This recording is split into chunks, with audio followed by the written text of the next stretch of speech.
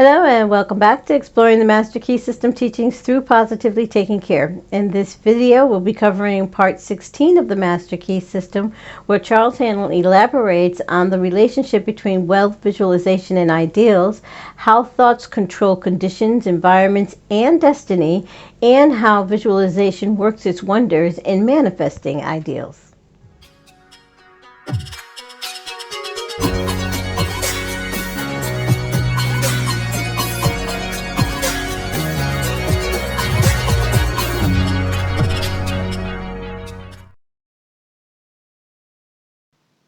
Hello and welcome back to Exploring the Master Key System Teachings Part 16.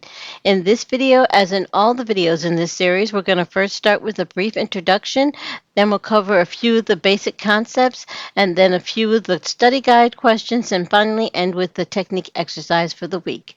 So to begin, the introduction reads like this. The vibratory activities of the planetary universe is governed by a law of periodicity. Everything that lives has periods of birth, growth, fruition, and decline. These periods are governed by the septimal law. The law of sevens governs the days of the weeks, the phases of the moon, the harmonies of sound, light, heat, electricity, magnetism, atomic structure. It governs the life of individuals and of nations, and it dominates the activities of the commercial world. Life is growth, and growth is change. Each 7 years period takes us into a new cycle. The first 7 years is the period of infancy. The next 7 is a period of childhood, representing the beginning of individual responsibility. The next 7 represents the period of adolescence. The fourth period marks the attainment of full growth. The fifth period is the constructive period, when men begin to acquire property, possessions, a home, and family. The next, from 35 to 42, is a period of reactions and changes, and this in turn is followed by a period of reconstruction, adjustment, and recuperation, so as to be ready for the new cycle of sevens, beginning with the 50th year. There are many who think that the world is just about to pass out of the 6th period, and it will soon enter into the 7th period, the period of readjustment, reconstruction, and harmony, the period which is frequently referred to as the millennium.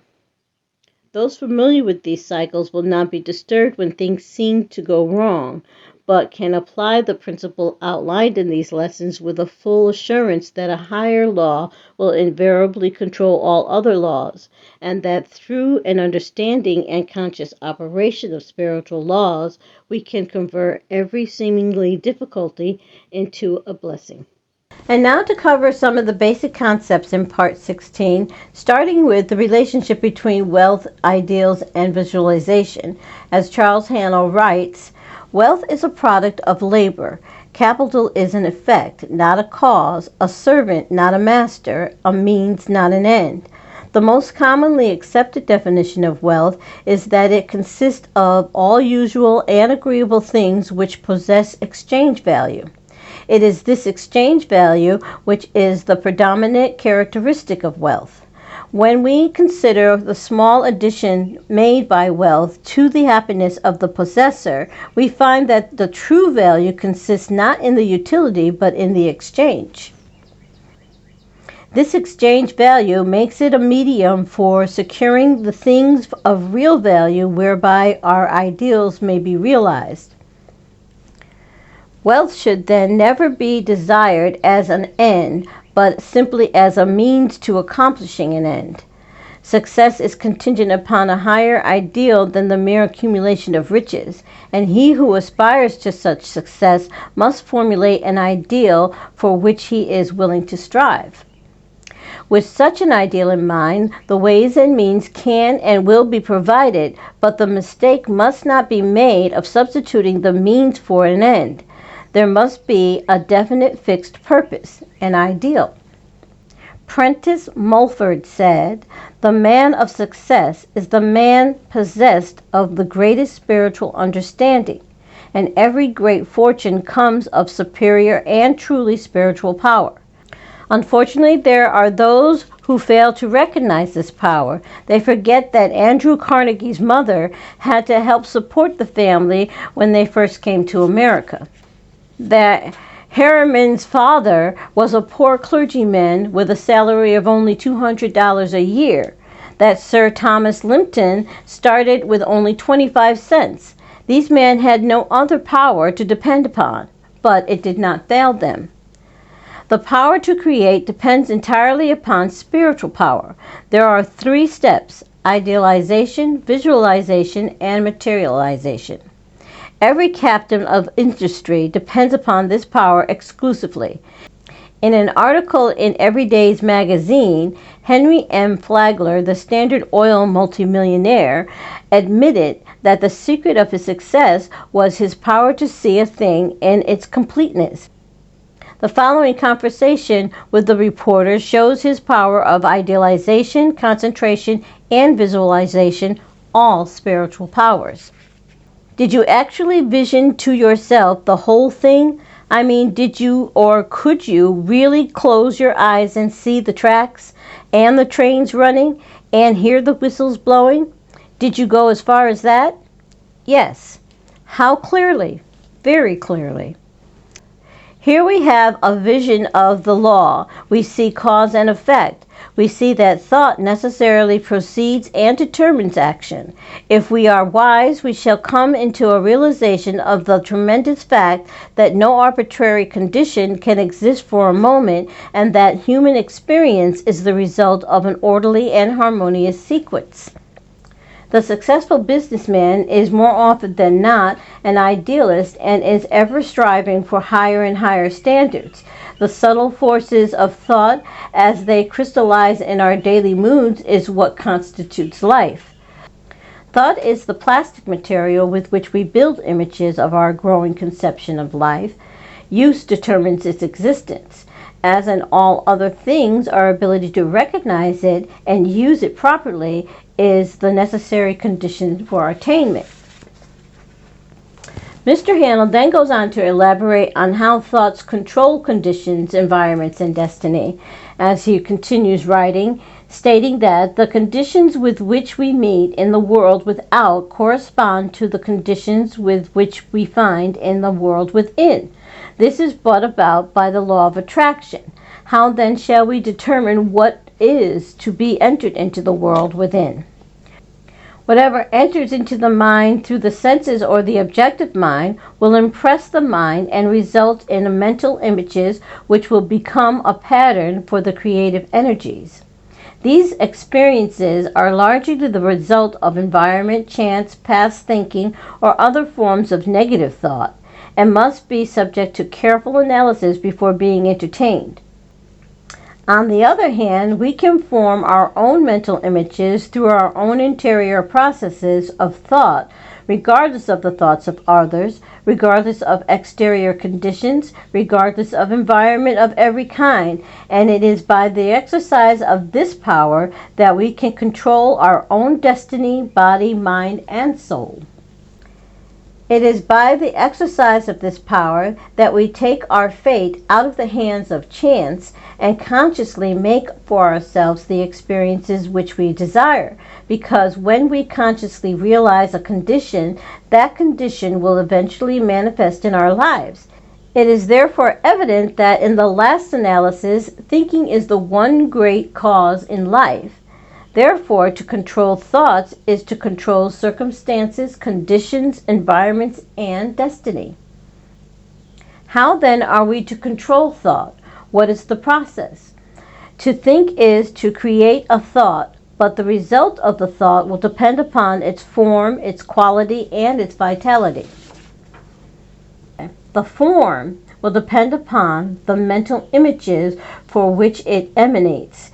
This will depend upon the depth of the impression, the predominance of the idea, the clarity of the vision, the boldness of the image.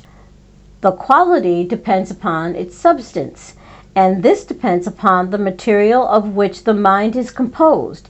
If the material has been woven from thoughts of vigor, strength, courage, determination, the thought will possess these qualities. And finally, the vitality depends upon the feeling in which the thought is pregnated. If the thought is constructive, it will possess vitality. It will have life, it will grow, develop, expand, it will be creative. It will attract to itself everything necessary for its complete development. And finally, Mr. Haanel goes on to talk about how visualization works its wonder in manifesting ideals as he continues to write. If the thought is destructive, it will have within itself the germ of its own dissolution. It will die. But in the process of dying, it will bring sickness, disease, and every other form of discord. This we call evil. And when we bring it upon ourselves, some of us are disposed to attribute our difficulties to a supreme being. But this supreme being is simply mind in equilibrium. It is neither good nor bad, it simply is. Our ability to differentiate it into form is our ability to manifest the good or evil. Good and evil, therefore, are not entities. They are simply words which we use to indicate the result of our actions, and these actions are in turn predetermined by the characteristic of our thought. If our thought is constructive and harmonious, we manifest good. If it is destructive and discordant, then we manifest evil. If you desire to realize a different environment, the process is simple. To hold the ideal in mind until your vision has been made real. To give no thought to persons, places, or things. These have no place in the absolute. The environment you desire will contain everything necessary. The right persons, the right things will come to you at the right time in the right place. It is sometimes not plain how character, ability, attainment, achievement, environment, and destiny can be controlled through the power of visualization, but this is an exact scientific fact. You will readily see that what we think determines the quality of mind, and that the quality of mind in turn determines our ability and mental capacity. And you can readily understand that the improvement in our ability will naturally be followed by increase in attainment and a greater control of our circumstances. It will thus be seen that natural laws work in a perfectly natural and harmonious manner. Everything seems to just happen. If you want any evidence of this fact, simply compare results of your efforts in your own life, when your actions were prompted by higher ideals and when you had selfish interior motives in mind. You will need no further evidence. If you wish to bring about a realization of any desire, form a mental picture of success in your mind. By consciously visualizing your desire, in this way you will be compelling success. You will be externalizing it in your life by scientific methods.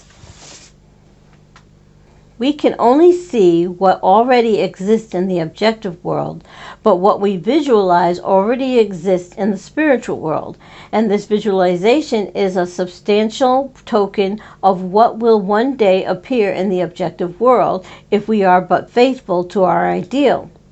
The reason for this is not difficult. Visualization is a form of imagination. This process of thinking forms impressions on the mind, and these impressions in turn form concepts and ideals, and they in turn are the plans from which the master architect weaves the future. The psychologists have come to the conclusion that there is but one sense, the sense of feeling, and that all other senses are but a modification of this one sense. This being true, we know why feeling is the very fountainhead of power, why emotions so easily overcome the intellect, and why we must put feeling into our thoughts if we wish results. Thought and feeling is the irresistible combination. Visualization must, of course, be directed by the will. We are to visualize exactly what we want. We must be careful not to let the imagination run riot. Imagination is a good servant, but a poor master, and unless it is controlled, it may easily lead us into all kinds of speculations and conclusions which have no basis or foundation of fact whatsoever. Every kind of plausible opinion is liable to be accepted without any analytical examination, and the inevitable result will be a mental chaos. We must therefore construct only such mental images as are known to be scientifically true. Subject every idea to a searching analysis and accept nothing which is not scientifically exact. When you do this, you will attempt nothing but what you know you can carry out, and success will crown your efforts. This is what businessmen call farsightedness. It is much the same as insight, and is one of the great secrets of success in all important undertakings. And now to go over the few of the questions and answers in Part 16, starting with 151. It reads, upon what does wealth depend? Answer, upon an understanding of the creative nature of thought. 155. How may we take our fate out of the hands of chance? Answer, by consciously realizing the conditions which we desire to see manifest in our lives. 156. What then is the greatest business of life? Answer, thinking. 157. Why is this so? Answer, because thought is spiritual and therefore creative. To consciously control thought is therefore to control circumstances, conditions, environments, and destiny. 158. What is the source of all evil? Answer, destructive thinking. 159. What is the source of all good? Answer, scientific correct thinking. 160. What is scientific thinking? Answer, a recognition of the creative nature of spiritual energy and our ability to control it. And now for the technique exercise for Part 16, as it reads like this. For your exercise this week, try to bring yourself to a realization of the important fact that harmony and happiness are states of consciousness and do not depend upon the possession of things. That things are effects and come as a consequence of correct mental states, so that if we desire material possessions of any kind, our chief concern should be to acquire the mental attitude which will bring about the result desired. This mental attitude is brought about by a realization of our spiritual nature and our unity with the universal mind, which is the substance of all things. This realization will bring about everything which is necessary for our complete enjoyment. This is scientific or correct thinking.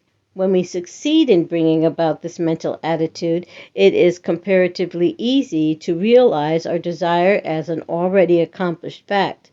When we can do this, we shall have found the truth which makes us free from every lack or limitation of any kind. So that concludes Exploring the Master Key System Teachings Part 16. Remember to share your insights, thoughts, and opinions in the comment section below. And thank you for watching.